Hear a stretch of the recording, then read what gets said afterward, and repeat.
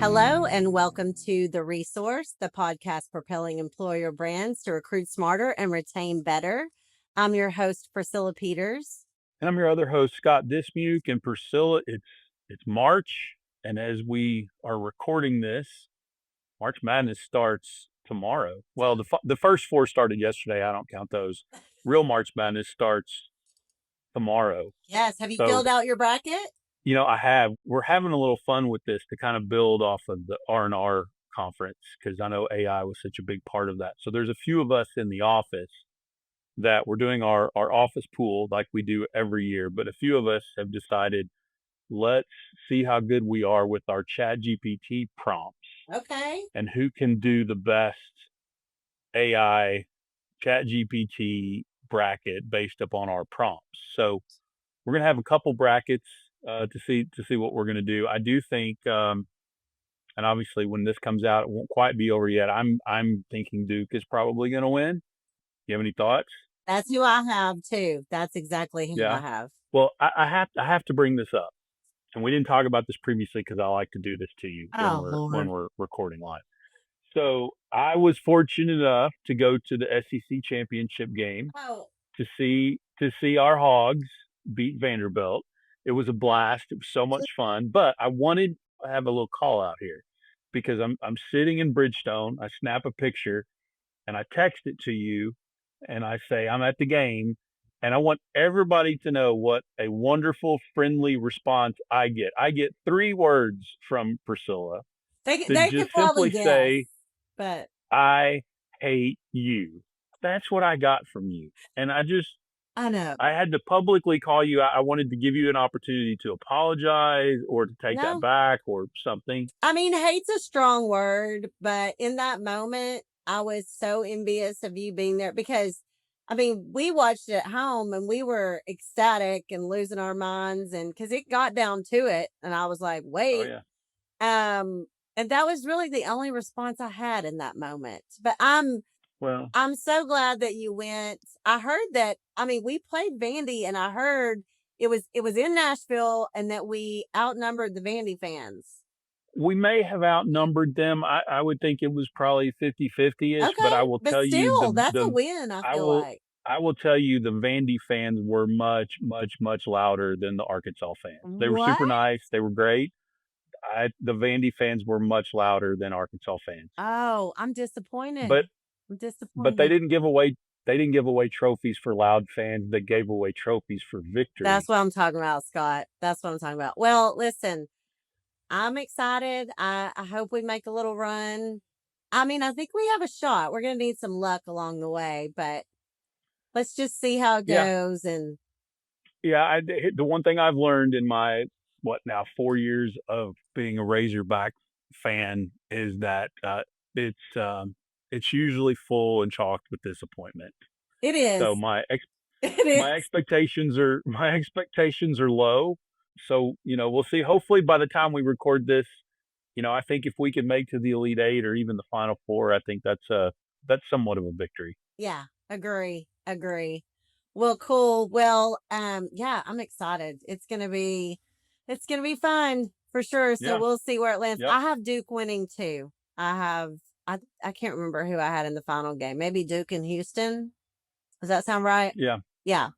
I think Duke and Houston would play in the Final Four. I think they're on the Oh, same okay. side. I think Yeah. I've got Duke. I've actually in my head. I haven't filled it out yet. I'm going to have Duke playing. I'm going Iowa State. I have Iowa State in the final four. I have There we Duke, go. Houston, Iowa State, and Gonzaga. And Gonzaga's the one I don't think, because I heard today they have like one of their key players out, which I didn't know. So shame on me. And I've already done my bracket. And now I'm like superstitious enough to not like, I don't want to go back, because then as sure as I Yeah. do, Gonzaga will make a run, and. So I'm just going to Yeah. stay with it, and we'll see. And probably none of those people. It'll probably be like Arizona and Florida and whoever. I don't Well, know. We'll see. we we have it on the record now, so we can't hide from our I know, predictions. So right? But it'll be hey, fine either way. before we get into this, obviously we're coming off of a very hugely successful R&R conference. I'd give you a hard time about you sending me a nasty text, but I will tell you that you and your team, Sydney, our producer that's on here, did an absolutely bang up job for the R&R conference. The party at Friends in Low Places was epic, but the event, I made it through the event without getting sick, unlike last year. I'm so So proud of you. that was awesome. But you guys did a just a fantastic job. I would tell everybody that you're listening, if you missed it this year, you definitely don't want to miss it next year. I don't want to get Priscilla already thinking about next year. She's still recovering from this year, but it was just absolutely fantastic. You and your team did a marvelous job. Any any bows you want to tie on the 2026 R&R conference? No, listen, we had a great year. It felt like, the past couple of years, just because the way the economy's been and everything, it felt a little bit different. But this year it was like, okay, this feels like, a true R&R conference, and we've gotten some really great feedback. So I was excited about how everything. And our guest today was one of our keynote speakers. He shared kind of an economic update. And so we kind of wanted to know more after hearing that. So we're going to hear from him in this episode. And I think our listeners are going to really enjoy hearing his insight too. Yeah, yeah, absolutely. Well, you guys did a great job, and didn't want to let this episode pass without giving you and your team your flowers, because they're well deserved. Thank you. So, on the resource, we start every episode with some must know data points and resources that will keep you ahead of the curve in your recruiting and retention game. So, Priscilla, what kind of data points do you have this month? Yes. So, we've been talking a lot about AI and all the things that, even at the conference, that was a big, huge focus. And one of the things that we've really been talking about, and I know, I think we've talked about it even in some of our last few episodes of the podcast, is this whole idea of how drivers and how they search and AI visibility results and how that's delivering on the way drivers search. And I think I ran across a data point this week that I thought was really interesting that I wanted to share. And it really gives a nod to the fact that with all of the things going on from search, one of the things that businesses are recognizing is that their overall web traffic is actually going down. And that's because we're really kind of entering what a lot of people are calling a clickless environment. Because when you search using an AI tool of any sort, even if you search Google and, Google gives you an AI summary through Gemini, you're actually not clicking in many cases. It gives you the information you've requested, and you don't end up clicking and landing on someone's website. So it doesn't become traffic. And so this data point that I came across, I just wanted to share. It says 70% of businesses are experiencing significant website traffic and tracking data losses. And that's because not only what's going on in AI search, but also the gradual depreciation of third party cookies across major browsers. So there's a lot of things at play here. So when you think about, the way drivers are searching, how your employer brand's being delivered to prospective drivers for you and candidates for you, it's really important to think about what your strategy is for showing up in those AI search results.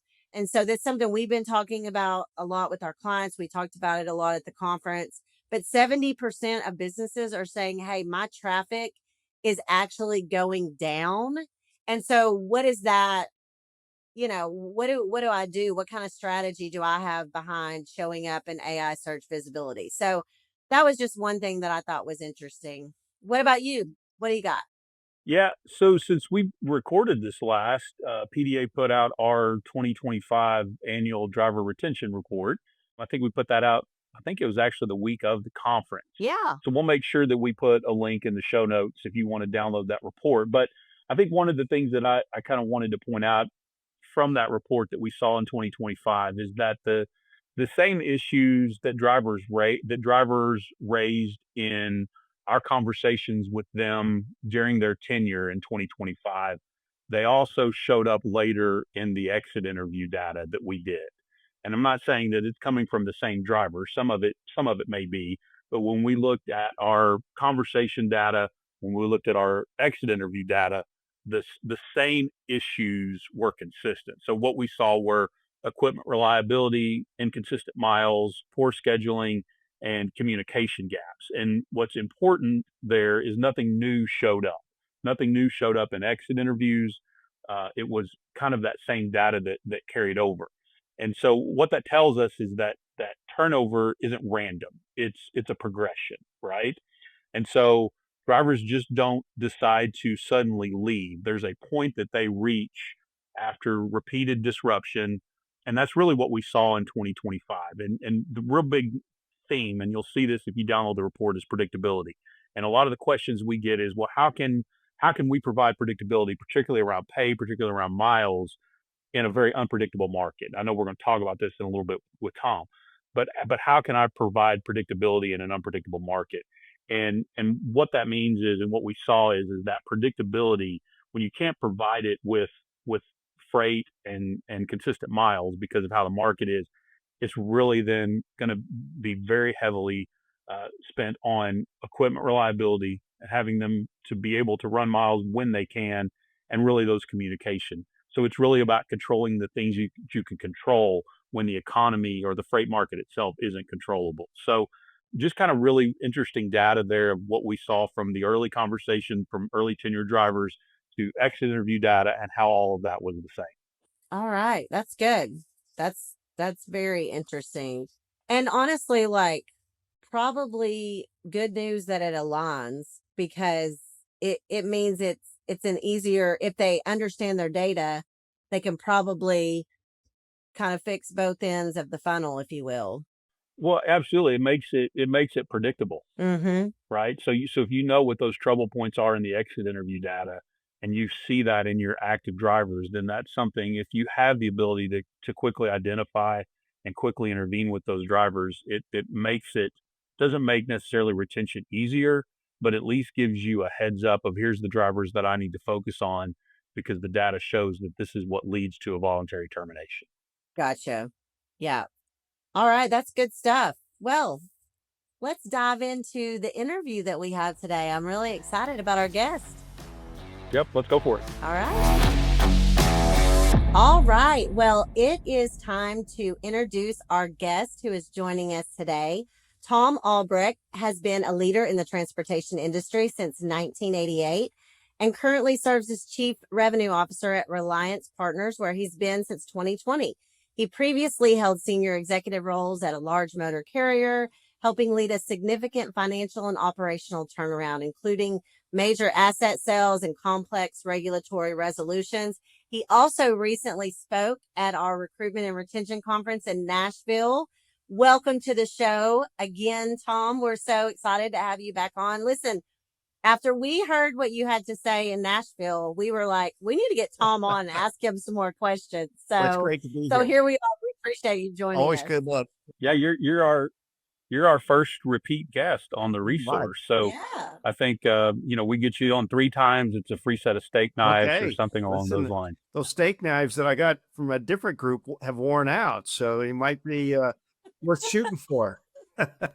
Well, we're excited to have you here. But listen, before we get into all of our questions around what's kind of going on in the trucking economy, we always like to have a little fun, kind of get to know you a little bit better. So we're going to kick it off with what we call our final mile first five. So these are just 5 questions that don't really matter at all, but we just want to ask you to have a little fun and get to know you. So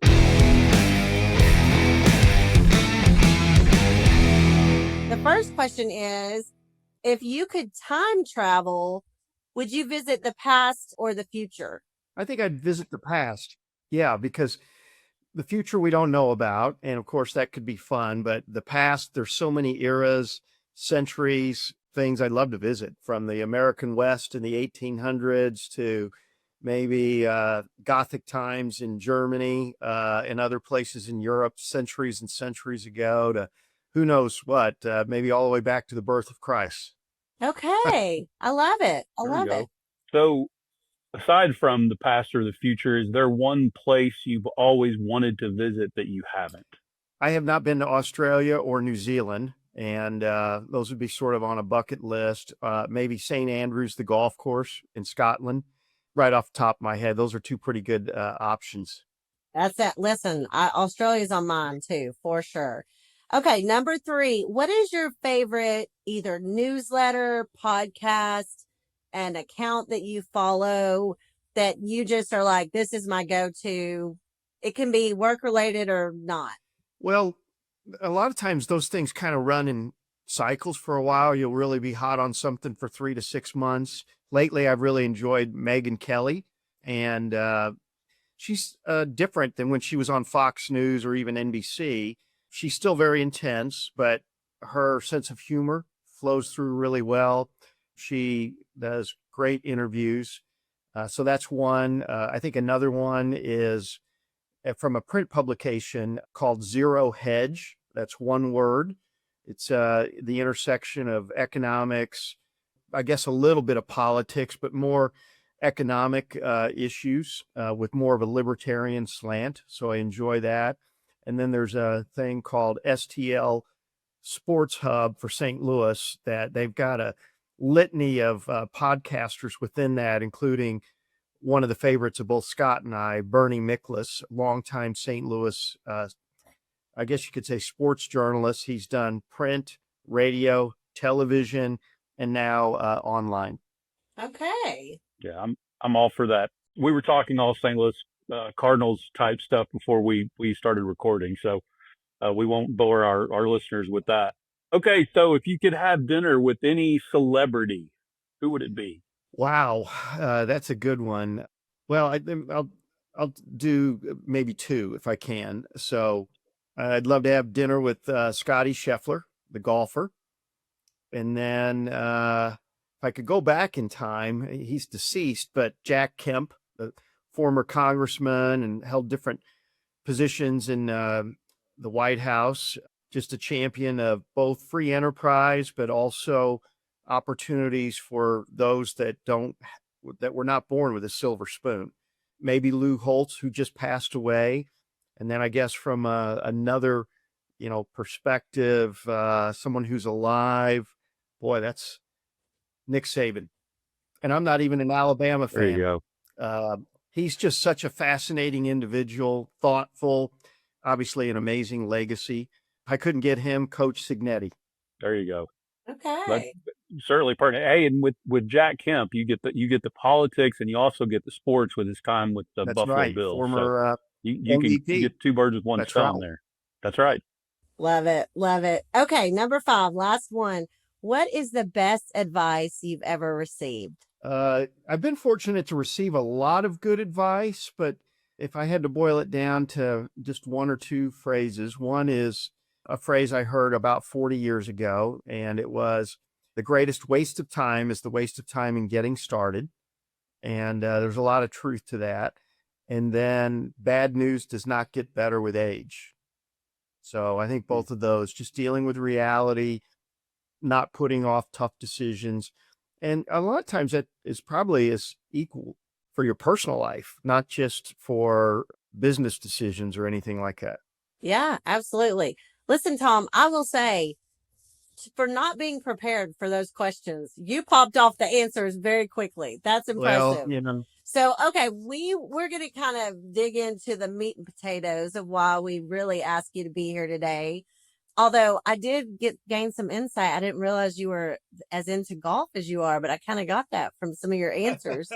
My daughter plays golf, so I'm into golf, indirectly. So I can't play at all, but okay, so let's dive into some of these questions that we have for you today. Like I said, you shared at the Recruitment and Retention Conference, and I think a lot of people were, number one, kind of excited to hear about some of the things that you shared. And we just have not necessarily follow-up questions, but just questions that you probably answered some of those in Nashville, but also just to give us, since then, we know a lot's happened.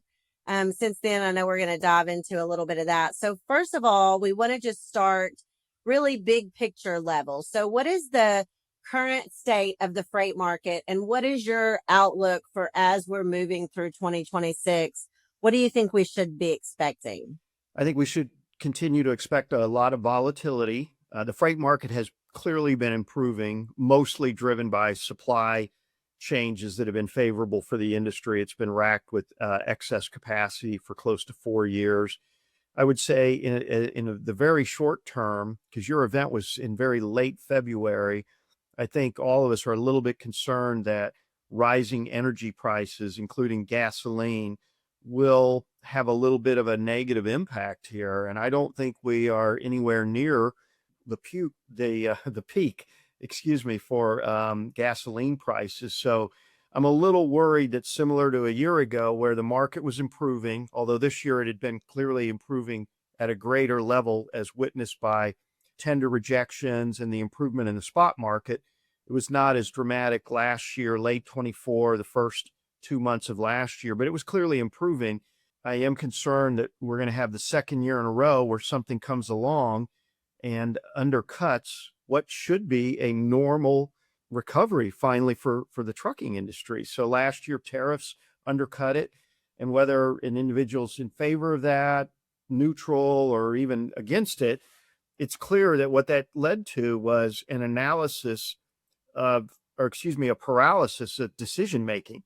Corporations paused expansion plans, capital spending was largely set at a maintenance level, not a big expansion plan.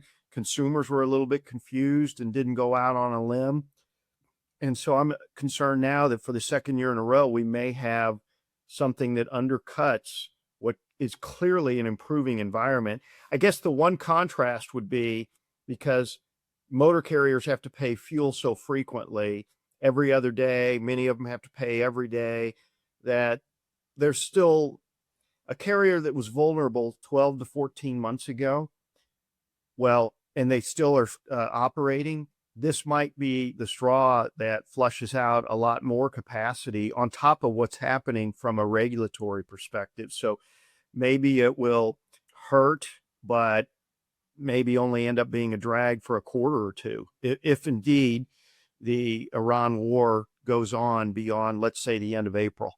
So you kind of touched on some of these, and we know the market does not respond well to uncertainty. You touched on it, what happened last year with the tariffs. We know that earlier this year, the Supreme Court struck down president's tariff that he did last year. He's kind of reinstituted it under a different regulation or different law that he's saying that now we kind of have like 15% across the board tariffs, but there's kind of a end point to that, provided congressional approval for expanding that.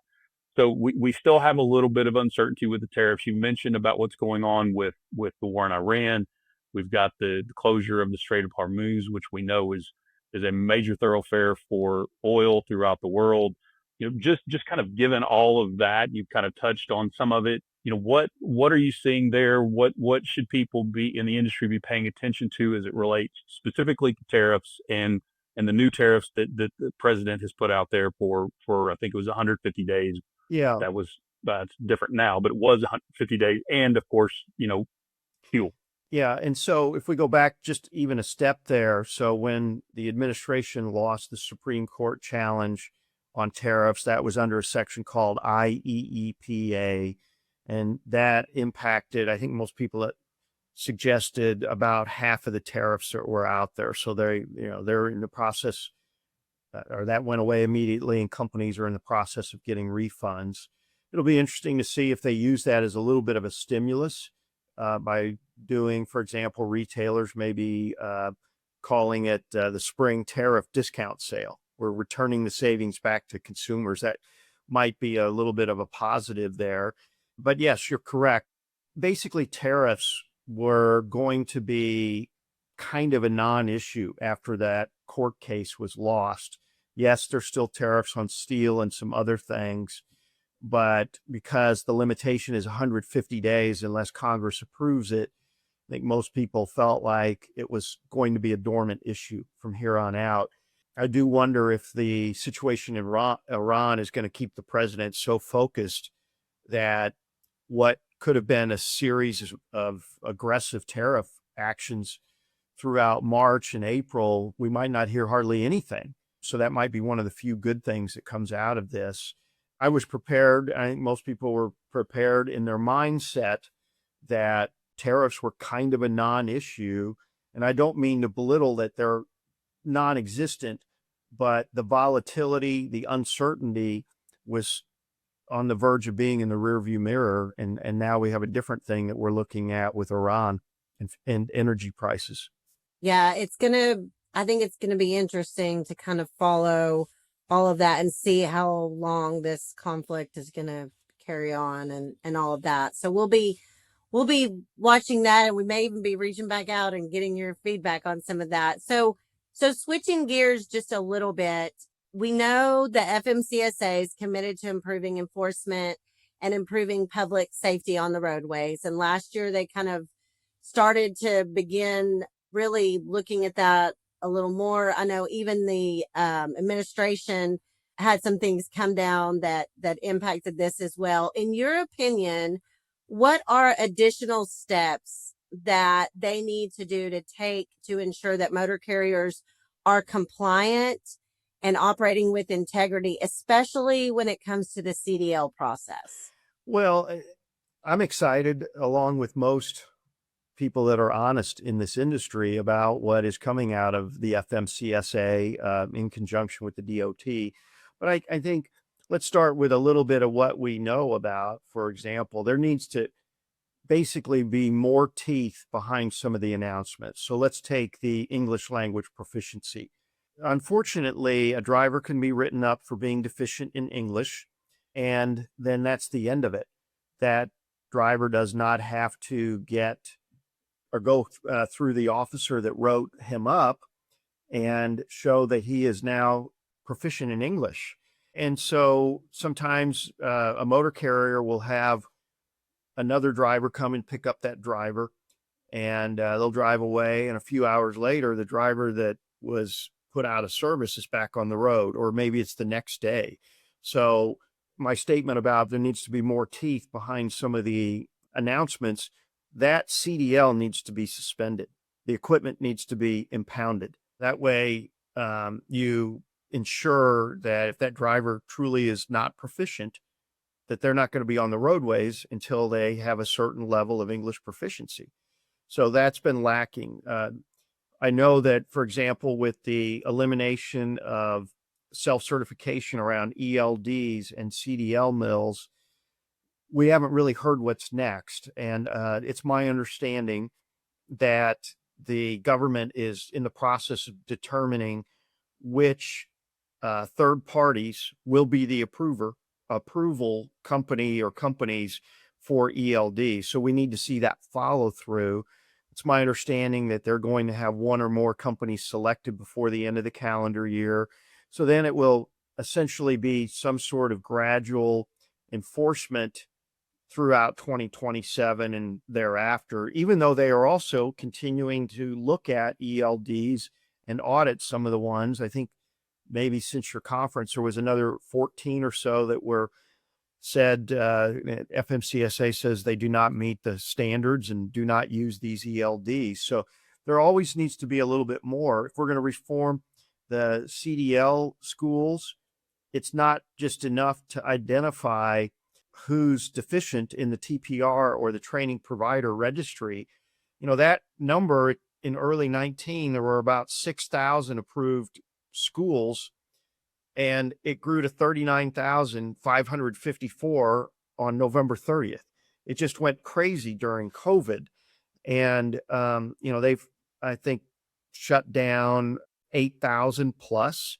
There was, I think, 4,500, 3,000, another 550, and I think some others are in the works. But, the whole CDL process needs to be reformed. Does it need to be more like a TWIC card, where we don't seem to have these problems with unsafe and illegal aliens that are obtaining the right to drive on our highways with commercial equipment? So they've got to continue to do more. The whole registration process is a little bit flawed. When I looked at the site before I joined today's podcast, the FMCSA website, on new DOT numbers last year, and I did only for hire interstate, so I excluded intrastate, and I excluded Canada, Mexico. Last year there was 61,652 DOT numbers, and that was almost double from 2022 when, half the year was still good and half represented the beginning of the downturn. That year was just under 33,000. Why are DOT numbers continuing to be issued in the midst of what had been a freight recession? So, they're not doing a good enough job with validating principal places of business and vetting the whole application process. I think there's going to be more because the administrator, Derek Bars, is very keenly listening to the industry. For example, it's $300 to get a DOT number. That probably needs to go to $1,500 to $2,000. And even that's not a big hurdle. I mean, Kelly, who cuts my hair, told me the other day, it cost her more than $2,000 to get, I don't even know what they call it, a hair cutting license or whatever at the salon she works at. But I mean, we have such good standards in so many areas that we expect people to be professionals in, but for whatever reason, the truck driving industry, we've let it either self-regulate or it's just not been funded well enough. It's just been a disaster. And so it's going to take a while. This has been probably 15 years in the making that really went into hyper mode during COVID. But we all know some of these things were occurring before COVID. The essence of it is that these international crime rings that are now focused on trucking were probably just barely discovering trucking in 2015 or 2018. But just as everyone figured out we could work from home during COVID, the thieves figured out they could steal from home. And so SFH is just as appropriate as WFH, work from home. When you were on the podcast last year, we talked a lot about equilibrium as far as the supply and demand side of everything. And historically, when the broader economy improves, it usually becomes harder for companies to both recruit and retain drivers. Obviously, we know a lot of capacity has exited the market based on the discussion we just had. I don't think we've quite seen any kind of significant, and you may have different numbers on this, but any kind of significant increase in freight volume. But as the economy improves, then provided we get through all of this uncertainty as we've already discussed, do you expect the challenge that carriers will have from a recruiting and retention standpoint, do you expect that dynamic to play out, or is this cycle maybe going to look a little bit different? Well, I think the cycle of recovery will look different. The challenges for your audience and the folks that focus on driver recruiting and driver retention, I don't think when they're tackling those challenges, they're thinking about whether this is a supply challenge or a demand challenge. So I think your audience needs to prepare for a more difficult environment regardless. The supply side will be, call it 90% of the story for the next year and a half to 2 years. The consumer is wounded, wobbly, whatever term you want to use. We see that in things like delinquency rates on credit cards and auto loans, even home mortgages. Over 1% of them now are 90 days late or later. And that number's normally well under 0.5%. So it's, statistically speaking, that's bumped up, but I don't think it's going to be much of a demand driven situation at all, except in the sense that the surviving carriers will have more loads, and will they know that that's because of demand? It'll be primarily because of the failure of so many carriers, along with the shutdown of so many crooks. So what do you think happens if we even see kind of a minimal bump in freight, even with everything happening with capacity? If we see even a minimal bump in freight sometime this year, do you think that may change the dynamic? Well, I think it would make it even more challenging for your audience. It might end up being, if we had this commitment to regulatory enforcement, along with a handful of other practical changes that are long overdue, some of which are already on the books, and then we had a demand pickup, like let's say the war is done before the end of the second quarter, just hypothetically speaking. There's Oil will come down immediately and all related energy costs, but it's still probably going to be another year before we could expect oil to be back to where it was, $55 to $60 a barrel, because a lot of the world's, parts of the refineries around the world have been destroyed in Iran and other places. So there's going to be a rebuilding period, but we could see, let's say the regulatory enforcement continues, the war ends, energy costs are a little bit better the second half of the year compared to the first half of the year. Then they really get going next year, and we don't have any other wild cards in 27. I don't think it's unfair to suggest that it might be the most challenging driver recruitment period this century. I mean, it could make, let's take a couple of the famous ones. 2004, after the first hours of service revision, I think it was January 4th, 2004, announced in, I think, May of 2003. It could make that one look like child's play. 2018, late 17, because of the ELD mandate. Yeah, I mean, I think it's going to be, at some point, folks are they're going to earn every penny. And a good truck driver, what needs to happen for this industry to attract more of the right kind of people is wages need to go up as well. And I don't mean the usual, okay, it's a 2-year run that's good for truck drivers and they get a couple of 8 to 10% rate increases or pay increases back to back. I'm talking about, over the next, between now and 2030, 2032, I mean, wages probably need to go up a third, something like that. And even then, that would be insufficient with where things were pre-deregulation. Mm-hmm. One of the elephants in the room that we haven't talked about is we also have a midterm election in November. Talk about uncertainty. Any thoughts on that, or do you not want to touch that with the 10-foot pole? I think I can give a non-political answer. And let's assume that Republicans lose the House and the Senate. The next 2 years would be dominated by a lot of impeachment talk, impeachment hearings, possibly an impeachment. The flip side to that is there may be virtually nothing done by either side of Congress, which means including destructive things.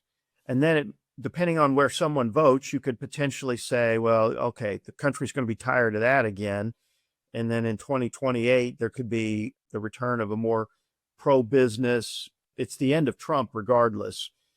Maybe someone that can kind of come in and speak to all America again with a pro-growth. That's how I'm going to be answering that in the most optimistic manner possible. I'm gonna record that and run it on repeat. Well, this was great, Thom. Thank you. I think you gave us even more to think about after we had you on the stage at R&R. So thank you again for joining us. Listen, this is your second time back. I'm pretty sure there'll be a third at some point. So we'll reach out to you soon, but we appreciate your insight and really do appreciate your time today. So thanks for giving us all this great information. Well, you're welcome. May I use or share one more quick example for your audience? Because it's, as I've shared this example, folks have resonated with it. So, it's been a tale of two cities, to borrow the book title from Charles Dickens. It's essentially a tale of two industries, the compliant and the non-compliant. And folks are often wondering, how can motor carriers survive when that rate might only be $1.50 a mile or $1.80, when reasonable studies have shown cost per mile are solidly above $2 a mile.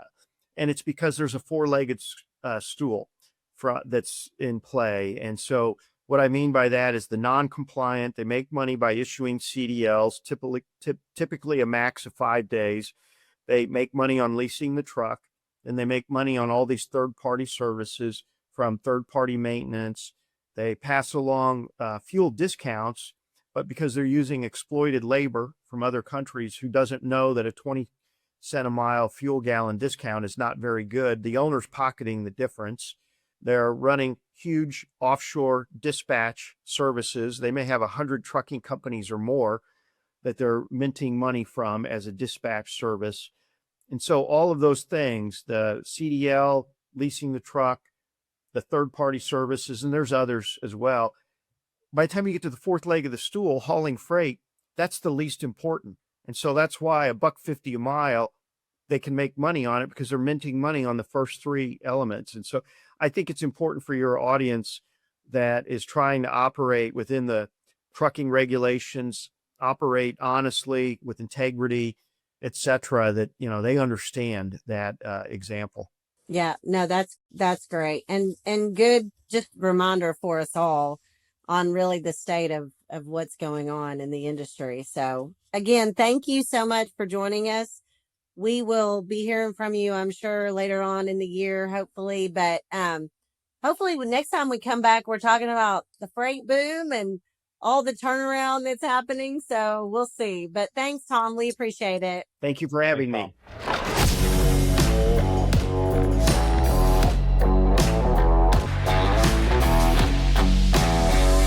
That was great. I always love having Thom on. Like you said after the interview, you're like, I could talk to him for hours.